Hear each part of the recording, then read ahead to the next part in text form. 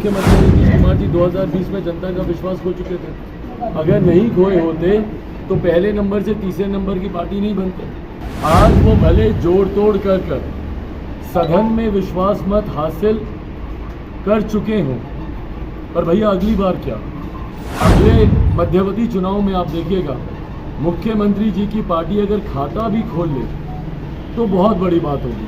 आप घटक दलों का विश्वास भी आप नहीं जीत पाएंगे मुख्यमंत्री जी, जो बार बार आप पलटने का काम करते हैं, जिन्होंने पिछले 8 सालों में 4 गठबंधन बदले हों। इशारों में नहीं, वो मानते हैं इस बात को। और जब जब वो इस मॉडल का जिक्र करते हैं या उनके राष्ट्रीय अध्यक्ष चिराग मॉडल का जिक्र करते हैं, तब वो मुझे और मेरे पार्टी के नेता कार्यकर्ताओं को हमारी ताकत का एहसास दिलाते हैं। भाई कम से कम इतना तो आप मानेंगे ना कि चिराग मॉडल नीतीश मॉडल पे भारी पड़ा।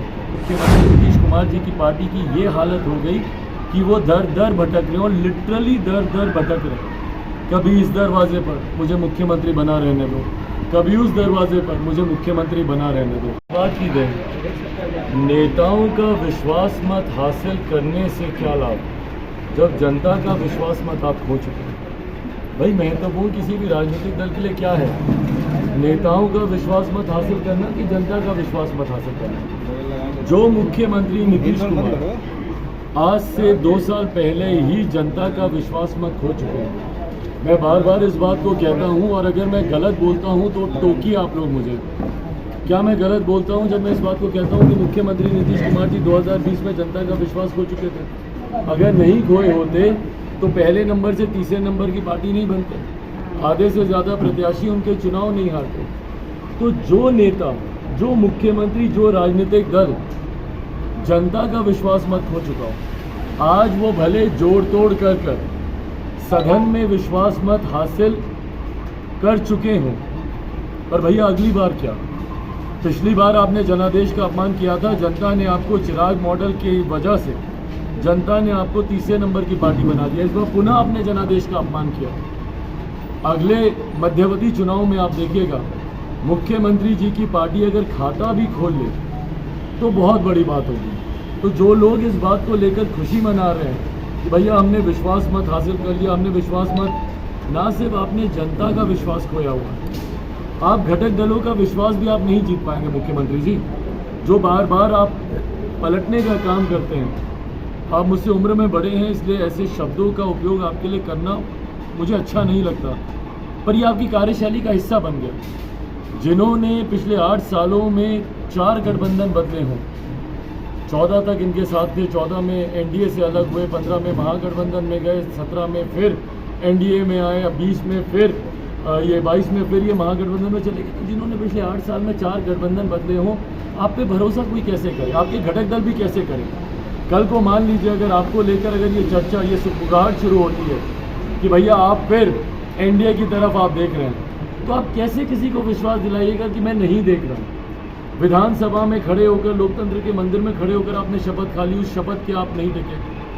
आप जीरो टॉलरेंस करप्शन को बोलते हैं, जिसके ऊपर करप्शन के, भ्रष्टाचार के आरोप लगाकर आप अलग भी उनके साथ आपने समझौता कर लिया। तो मुख्यमंत्री जो अपनी क्रेडिबिलिटी खो चुके हैं, जो जनता में अपनी विश्वसनीयता खो चुके हैं, वो अगर जोड़ तोड़ से सदन में विश्वास मत हासिल कर लेते हैं तो ऐसे नेता को बधाई देने का कोई औचित्य बचता नहीं है।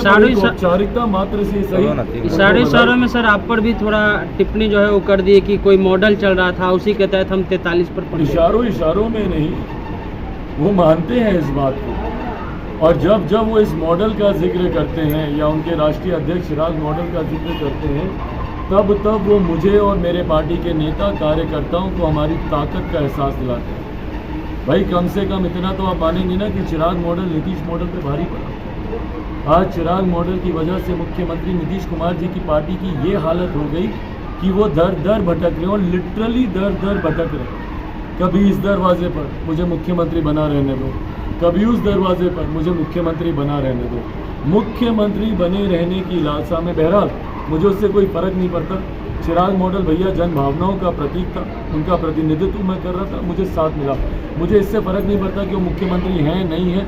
मुझे इस बात की चिंता है कि आज जब बिहार को सबसे ज़्यादा एक सरकार, एक काबिल सरकार की ज़रूरत है, तो मेरे मुख्यमंत्री कभी इस्तीफ़ा दे रहे हैं, कभी पुनः मुख्यमंत्री की शपथ ले रहे हैं, कभी मंत्रिमंडल का विस्तार कर रहे हैं, कभी अपने कानून मंत्री को वारंट से बचा रहे हैं, कभी अपने मंत्रियों जो अपने परिवार के सदस्यों के साथ सरकारी बैठक कर रहे हैं उसके मामले को वो सुलझा रहे हैं, कभी जो देशभक्त युवा हैं बिहार के जो अपने अधिकारों की लड़ाई लड़ रहे हैं शांतिपूर्वक तरीके से हाथ में तिरंगा लेकर धरना कर रहे हैं और एडीएम उनको मार रहा है, उस एडीएम को बचाने में व्यस्त है। भैया ऐसे में बिहारियों की चिंता कौन कर रहा है? आज जब बिहार सुखाड़ से परेशान है, अलग अलग जिला के